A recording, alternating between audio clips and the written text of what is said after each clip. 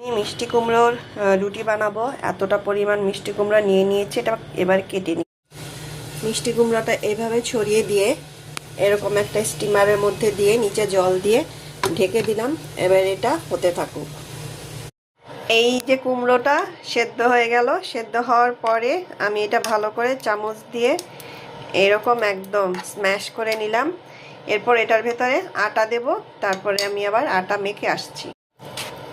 আমি কিন্তু অল্প অল্প আটা দিয়েছি আর মেখে নিচ্ছি।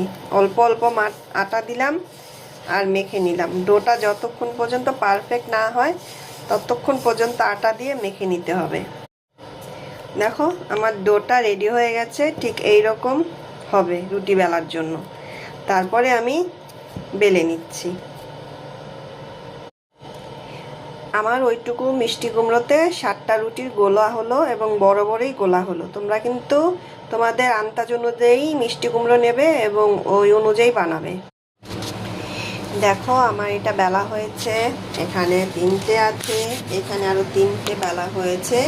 এগুলা কিন্তু আমি বেলে বেলে ফ্রিজে ঢুকিয়ে দিব এবং ভাজলে একদম ফুলকো ফুলকো রুটি হবে।